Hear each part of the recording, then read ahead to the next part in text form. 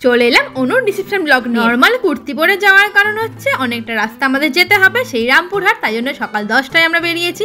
মা বড় মামারা সবাই একদম এসে গেছে, আমাদের বাসও এসে গেছে। ব্যাস সবাই আমরা বাসে উঠে পড়েছি। এবার মজা করতে করতে যাওয়া হবে রামপুরহাট। দূরে বিয়ে হওয়ার একটা কিন্তু আলাদাই আনন্দ। সবাই মিলে বাসে করে একদম আনন্দ করতে করতে, গান গাইতে গাইতে, নাচতে নাচতে চললাম।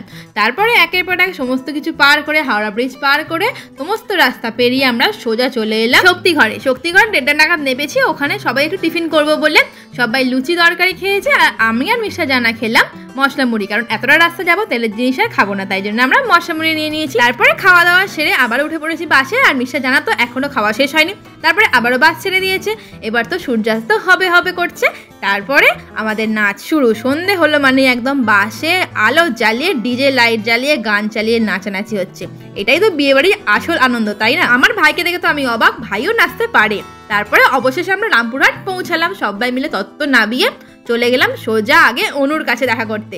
আর এই যে আমাদের অনুরানী, কি মিষ্টি যে লাগছে যে চোখ ফেরানোই যাচ্ছে না। তারপরে আমাদের রেডি হওয়ার পালা। সবাই তত্ত্ব রেখে চলে গেলাম সোজা রেডি হতে। আর এই একটা বড় হল রুম আমাদের দিয়েছে রেডি হওয়ার জন্য। ব্যাস আমরা একেবারে সুন্দরভাবে রেডি হয়ে নিয়েছি সবাই। ভিলাটা বেশ সুন্দরভাবে সাজানো গোছানো আর বেশ বড় সড়ো। আর এখানে তো আমাদের মায়েরা সবাই মিলে গল্প করছে। আমরা চলে গেলাম সোজা একটু স্টার্টার খেতে। প্রথমে নিয়ে নিলাম চিজ বল, তারপরে নিলাম হচ্ছে কাবাব, আর এখানে লাইভ কাউন্টারে জিলিপি ভাজছে, জিলিপির ওপর রাবড়ি নিয়ে নিলাম, আর তারপরে নিয়ে নিলাম বেবিকর্ন। তারপরে স্টার্টারকে চলে এলাম। অনুদের কাছে অনুদের একটা সারপ্রাইজ গিফট দেওয়ার আছে, আর গিফটটা হচ্ছে এই যে ওদের বিয়ের ছবি দিয়ে সুন্দর একটা ক্যালেন্ডার বানিয়ে দিয়েছে মিস্টার জানা।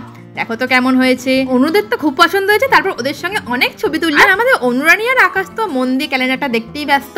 ওই সুন্দর সুন্দর ছবিগুলো একদম স্মৃতি করে রাখার জন্য এই ক্যালেন্ডারটা ওকে দেওয়া হয়েছে। তারপরে চলে এলাম খাবার জায়গায়। মায়েরা বসে গেছে, আর এদিকে পূজারা, মিমো আর আমার বড় মাসিরাও সবাই বসে গেছে খেতে। মায়েদের খাওয়া শেষ হতে তারপরে আমরা বসে পড়লাম। আমি, মিস্টার জানা, ওদিকে সঙ্গী আর অরিত্র বসে পড়লাম। তো প্রথমে পড়ে গেল কাঁসার থালা, তারপর দিয়ে দিল কলা পাতা, আর তারপরেই পড়ে গেল এই সুন্দর মেনু কার্ডটা। মেনু কার্ডটা খুলে তোমাদের দেখিয়েও দিলাম কি কি মেনু হয়েছে। চলো আবার আমরা কাঁসার থালায় ফিরে যাই। প্রথমে পড়ে গেল জুলিয়ান স্যালাড, মেয়োনিজ, মেথি মালাই পরোটা, পনির, ঝালফ্রেজি, বাসমতি রাইস, মুগ মোহন, ভেটকি পাতুরি, তারপরে আমাদের সবার প্রিয় মটন কষা, তার সাথে পোলাও। নেক্সট আলু বোখরার চাটনি, মশলা পাপড়, কেশর ভোগ, আর সব শেষে হীরামণি। ব্যাস মিষ্টি মুখ করে আমাদের একদম খাওয়া শেষ। সবার শেষে পান আর আইসক্রিম নিয়ে চলে এলাম অনুকে টাটা বলতে।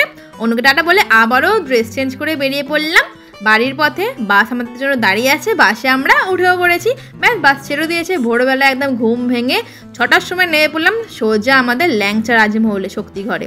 ল্যাংচা তো কিনতেই হবে, শক্তিগড়ে দাঁড়াচ্ছি যখন। ল্যাংচা কিনলাম, মিহিদানা কিনলাম, আর কিনলাম সীতাভোগ। ব্যাস কলকাতায় আমরা ঢুকে পড়েছি, বাড়িও চলে এসেছে। সবাইকে টাটা বলে নেমে পড়লাম সোজা পোপ্পাড়ি। ব্যাস এবারে বাড়ি। নেক্সট ব্লগে দেখা হবে, ততক্ষণের জন্য টাটা।